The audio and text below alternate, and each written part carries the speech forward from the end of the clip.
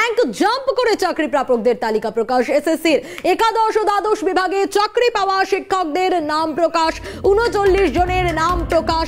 এসএসসির কলকাতা হাইকোর্টে রিপোর্ট পেশ করে এসএসসি। ৩৯ জনের মধ্যে উল্লেখযোগ্য ৩ নাম: তানিয়া শেঠ, অর্পিতা দাস, রাকেশ প্রামাণিক। 2019-এ প্রেস ক্লাবের সামনে এসএলএসটি চাকরি প্রার্থীদের ৩৯ দিন ধর্নার নেতৃত্ব দেন এরা। মুখ্যমন্ত্রী তাদের ধর্না ও অনশন প্রত্যাহার করান। মুখ্যমন্ত্রী পার্থ চট্টোপাধ্যায়কে কমিটি গঠনের নির্দেশ দেন। মুখ্যমন্ত্রীর নির্দেশে গঠিত কমিটিতে ছিলেন 5 চাকরি প্রার্থী, যার মধ্যে 2 জন নবম দশম বিভাগের চাকরি প্রার্থী। একাদশ দ্বাদশ বিভাগে ছিলেন এই 3 চাকরি প্রার্থী, আর এই 3 জনই দুর্নীতির মাধ্যমে র্যাঙ্ক জাম্প করে চাকরি পান। উল্লেখ হাইকোর্টে পেশ করা এসএসসির রিপোর্টে।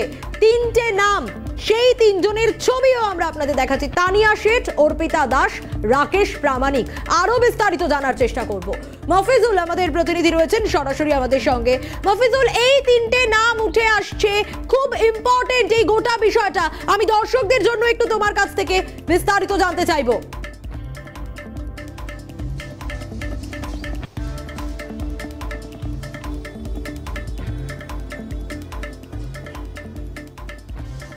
দেখো, এসএসসির মাধ্যমে নিয়োগ দুর্নীতির ক্ষেত্রে দুর্নীতির যে বিভিন্ন পর্যায়, তার মধ্যে একটা হচ্ছে র্যাঙ্ক জ্যাম করে পিছনের তালিকায় থাকা চাকরি প্রার্থীদেরকে চাকরির সুযোগ করে দেওয়া, যার মধ্যে একাদশ এবং দ্বাদশ শ্রেণীতে এরকম ৩৯ জনকে র্যাঙ্ক জ্যাম্পের মাধ্যমে নিয়োগ দেওয়া হয়েছিল।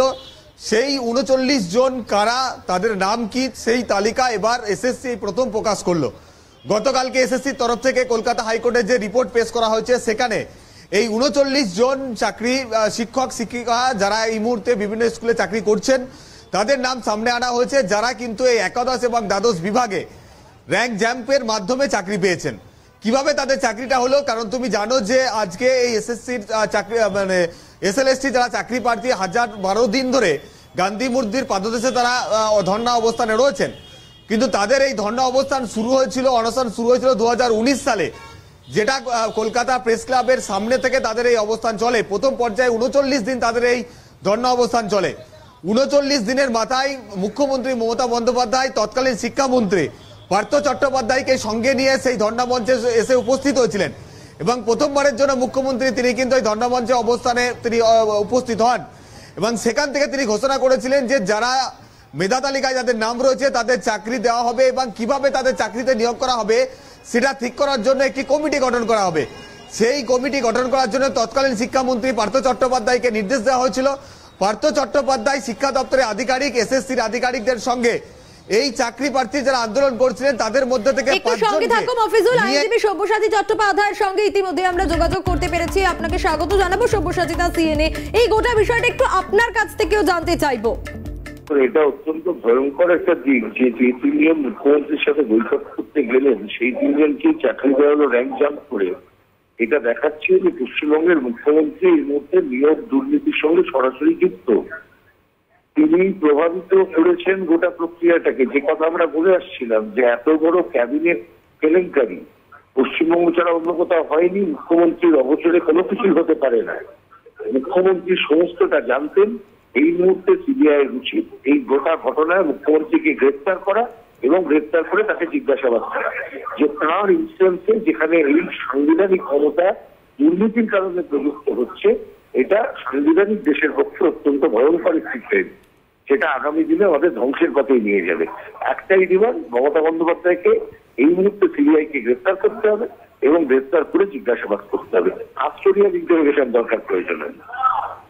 ধন্যবাদ জানাবো সব্যসাচী দা। কথা বলছিলাম আইনজীবী সব্যসাচী চট্টোপাধ্যায় ছিলেন আমাদের সঙ্গে টেলিফোন লাইনে। নিয়োগ দুর্নীতির নয়া কৌশল এবার এই র্যাঙ্ক জাম্প। কলকাতা হাইকোর্টে রিপোর্ট পেশ করা হয়েছে এবং ৩৯ জনের মধ্যে উল্লেখযোগ্য 3টে নাম: অর্পিতা দাস, তানিয়া শেঠ এবং রাকেশ প্রামাণিক।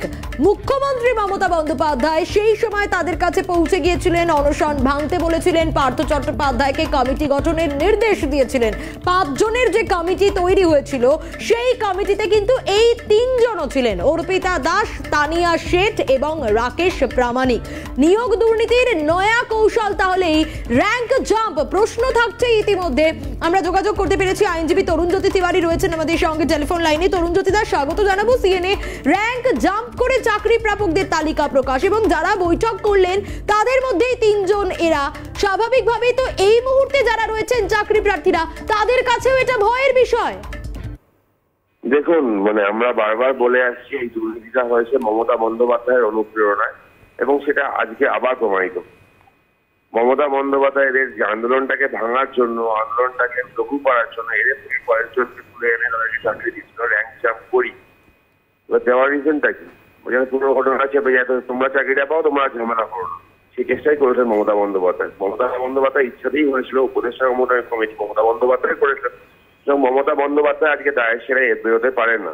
আমি আবার বলছি, এই পার্থ মানিক এগুলো সব চুনোপুটি, আসল চোর হলো হাওয়াই চোর, এবং তিনি যেগুলো করেছেন প্রমাণিত। এই এসএসসি একটা অদ্ভুত স্ট্যান্ড নিচ্ছে। দেখুন, আপনি সিঙ্গেল বেঞ্চে একরকম স্ট্যান্ড, ডিভিশন বেঞ্চে একরকম স্ট্যান্ড, সুপ্রিম কোর্টে একরকম স্ট্যান্ড। কারণ কি?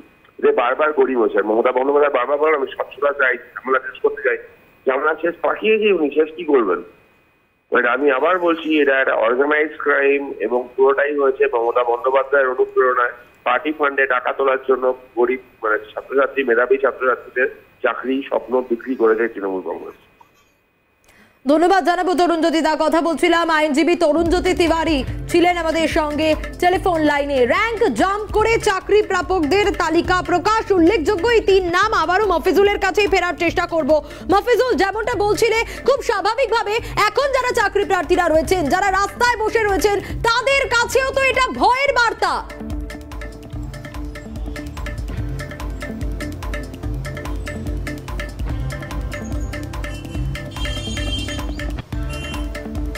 দেখো, এই সমস্ত চাকরি প্রার্থী যারা শিক্ষক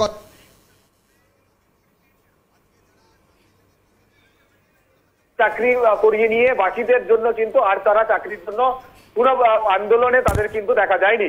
2019 সালে যখন তারা আন্দোলন করছিলেন তখন তাদের দাবি ছিল যে যেহেতু শূন্য পদের সংখ্যা অনেক বেশি ছিল, তাই মেধা তালিকায় যাদের নাম রয়েছে তাদের প্রত্যেককে নিয়োগ দিতে হবে। যখন এই দাবিতে তাদের আন্দোলন শুরু হয় তখন 39 জন মাত্র তারা চাকরি পেলেন র্যাঙ্ক জাম্প করে। আর বাকিদের নিয়োগের ক্ষেত্রে তাদের আন্দোলনে আর কেন দেখা গেল না? এখান থেকেই প্রশ্ন হচ্ছে, তাহলে তানিয়া শেঠ বা অর্পিতা দাস এবং রাকেশ প্রামাণিক তারা নিজেদের চাকরি নিয়োগের কি পার্থ চট্টোপাধ্যায়ের নির্দেশ মোতাবেক তারা আন্দোলন থেকে সরে যাওয়ার জন্যই তাদেরকে চাকরি দেওয়া হয়েছিল?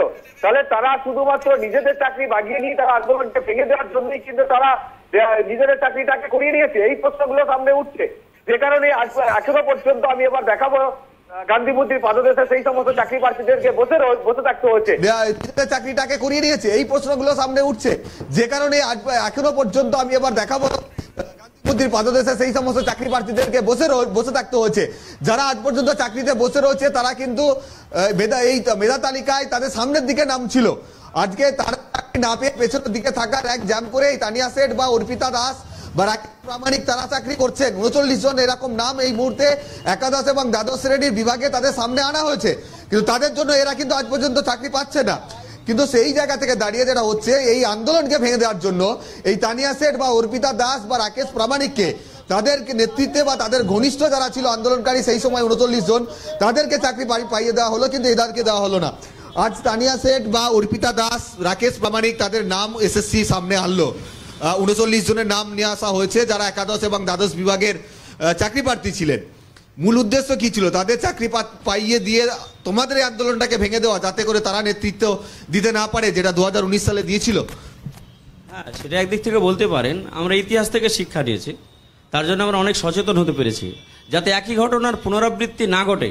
সেই কারণে আমরা উপযুক্ত আমাদের অভ্যন্তরীণ যে সাংগঠনিক শক্তি এবং সাংগঠনিক যে প্রক্রিয়া, সমস্ত কিছুকে উপযুক্তভাবে আমরা সাজিয়েই এই 1000 দিনের আন্দোলনকে আমরা পরিচালনা করে যাচ্ছি।